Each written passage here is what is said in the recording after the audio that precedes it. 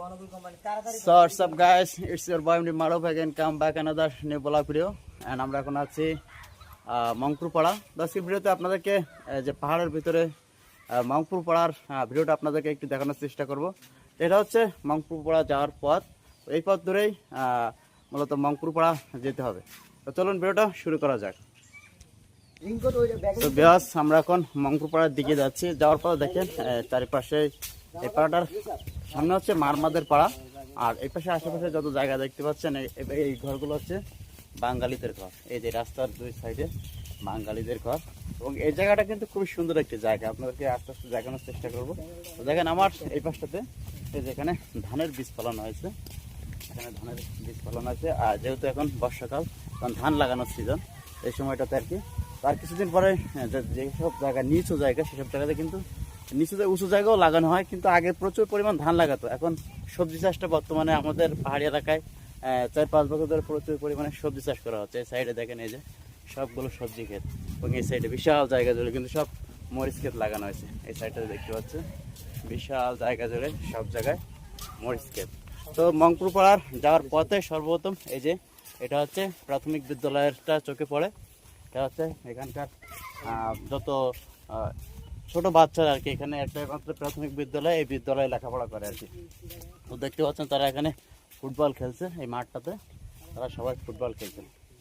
এখানে বেশিরভাগই হচ্ছে মারমা ছেলেগুলো দেখতে পাচ্ছি, বাঙালি 2-1 আছে, মারমা ছেলেগুলো বেশি, তারা এখানে ফুটবল খেলছে। তো এটা হচ্ছে আমাদের বান্দরবনের থেকে মোটামুটি ভিতরে আমাদের রূপসীপাড়া ইউনিয়নের একটি 7 নম্বর ওয়ার্ডের মধ্যে আর কি। 7 নম্বর ওয়ার্ড, এটা আমাদের ওয়ার্ডের মধ্যে আর কি। 7 নম্বর ওয়ার্ডে খুব সুন্দর একটা মাঠ, এখানে সবাই এই যে এখানে ফুটবল খেলছে। আর চারিপাশের দৃশ্যটা দেখেন, খুবই সুন্দর পরিবেশ। কিন্তু এই যে সাইডটা দেখেন অনেক, এই যে এই সাইডে পাহাড়ের নিচে ঢালুতে যে সমতল জায়গা, এই সমতল জায়গাগুলোতে মূলত চাষবাস করা হয়। সো বিয়াস, এটা হচ্ছে মংপুর পাড়া। পাড়াটা কিন্তু খুবই পরিষ্কার পরিচ্ছন্ন, দেখতে পাচ্ছেন ঘরগুলো খুবই সুন্দর। এবং এই যে এই পাশে হচ্ছে তুন্দুর ঘর, এখানে তামাক পোড়ানো হয়। এই সাইডটাতে হচ্ছে সামনে আছে তাদের যে মাচাং ঘরগুলো, সেই মাচাং ঘরগুলো আপনাদেরকে একটু দেখাবো। এবং এখানে অনেক পুরনো পুরনো গাছগুলো আছে। এই যে এটা হচ্ছে তাদের মাচাং ঘরগুলো, এই দেখেন কত সুন্দর মাচাং ঘর। এবং উপরে হচ্ছে তাদের ক্যাং ঘর আর কি, যেখানে উপাসনালয় আর কি, তাদের বৌদ্ধ বিহার যেটাকে বলে, সেই বিহারের ঘর আর কি, ক্যাং ঘর বলে এখানকার ভাষায়। তো এটা হচ্ছে মংপুর পাড়া, এবং মংপুর পাড়ার চারিপাশের পরিবেশটা কিন্তু খুবই সুন্দর। এই সাইডটা দেখেন পাহাড়ের ঢালুতে কত সুন্দরভাবে সবজি চাষ করা হয়েছে, পেঁপে চাষ করা হয়েছে। এই যে এই সাইডটাতে অনেক বিশাল বড় পেঁপে ক্ষেত, এই সাইডটাতে দেখেন বিশাল বড় পেঁপে ক্ষেত, এবং পেঁপে গাছগুলোতে কিন্তু প্রচুর পরিমাণে পেঁপে আমরা দেখতে পাচ্ছি এই সাইডটাতে। আর আমরা আরও সামনের দিকে যাব, এবং আরও দূরে আমরা অন্য একটা গ্রামে আমরা যাচ্ছি। পাহাড়ের ভিতরে একটা গ্রাম, খুব সুন্দর একটা গ্রাম, সেই গ্রামটার দিকে আমরা যাচ্ছি। তো যাওয়ার পথেই কিন্তু আমরা যে মংপুর পাড়াটা আপনাদেরকে একটু হালকা করে দেখানোর চেষ্টা করলাম। এবং এখানকার সবচেয়ে আকর্ষণীয় যেটা আপনাদের বলছিলাম, এই যে পেঁপে ঘাটটা দেখেন কত সুন্দর, বিশাল বড় কিন্তু পেঁপে ঘাটটা, অনেক জায়গা জুড়ে কিন্তু পেঁপে ঘাট। তো আমাদের এই পাহাড়ি এলাকার মাটিতে কিন্তু ভালো পেঁপে চাষটা বর্তমানে খুবই একটা ফেমাস এবং খুবই লাভজনক একটা চাষ। এবং এটা কিন্তু অধিকাংশ মানুষ এই চাষটাতে আস্তে আস্তে ঝুঁকছে। তো এটা আর কি, যত দিন আপডেট হচ্ছে চাষ পদ্ধতি, আপনার আগে কিন্তু এরকমভাবে বাণিজ্যিকভাবে কিন্তু এরকমভাবে পেঁপে চাষ করতো না, কিন্তু সাম্প্রতিক সময় আমরা দেখতে পাচ্ছি পেঁপে গাছকে বিভিন্ন ধরনের হাইব্রিড জাতের যে পেঁপে জাতগুলো, এইগুলো আসার পর থেকে সবাই বাণিজ্যিকভাবে পেঁপে চাষ করছে।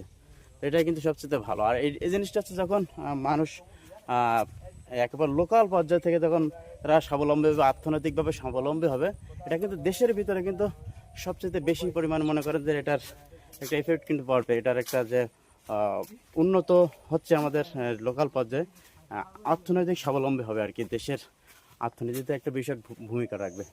এটা হচ্ছে বিষয়। তো আমরা হচ্ছে যে পাহাড়ের সাইডে এই যে মেঠো পথ, এই পথ ধরে আমরা এগিয়ে যাচ্ছি সামনের দিকে, এবং রাস্তাটা দেখেন কত সুন্দর। আর চারিপাশের এই জায়গাটা কিন্তু অনেকটা সমতল জায়গা, অনেক দূরে দূরে পাহাড়।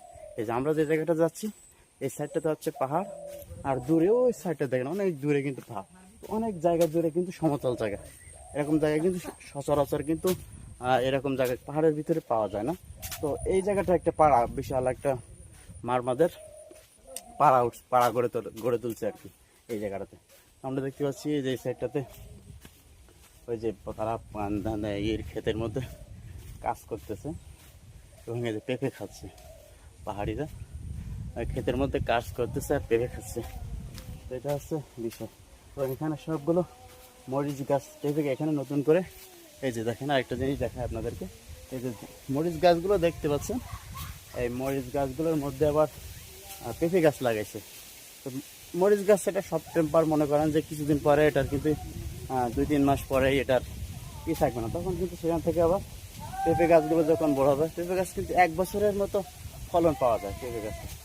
এই গাছগুলোতে 1 বছর 2 বছর বেশি লং টাইম ফলন পাওয়া যায়। তো ভিতরে আর কি লাগানো হয়েছে,